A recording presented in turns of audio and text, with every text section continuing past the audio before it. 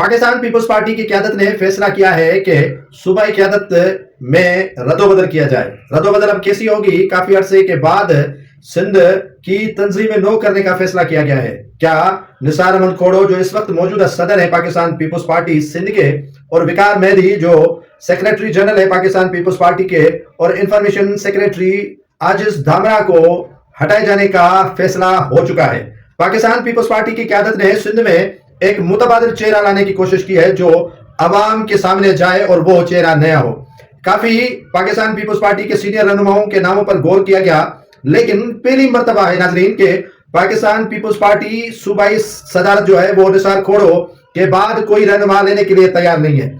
काफी रहनुमाओं को कहा गया कि आप सिंध के सदर बने, मखदूम खानदान से लेकर वसान खानदान तक, वसान खानदान से लेकर नादर मक्सी तक, नादर मक्सी से लेकर काफी ऐसे नामों पर गौर खोज किया गया जो इन नामों पर एग्री नहीं हुए।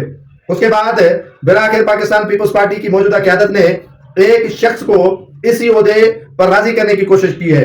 वो नाम है MNA एजाज अहमद जकरानी का, जिसको पाकिस्तान पीपल्स पार्टी नॉमिनेट करने जा रही है सिंध की सदारत के लिए। अभी फैसला नहीं हुआ है। आजिज धामरा को सेक्रेटरी जनरल बनाया जा रहा है, जबकि दूसरे नाम भी ज़ेरे गौर है। नजमी आलम के लिए भी कहा जा रहा है कि उन्हें सेक्रेटरी जनरल सिंध बनाया जाए, और जो इंफॉर्मेशन सेक्रेटरी है उसके लिए जावेद नायाब लगारी का नाम ज़ेरे गौर है। तो अब देखना यह है कि यह तंजीम नो 4 अप्रैल के बाद हो रही है या उससे कबल की जा रही है।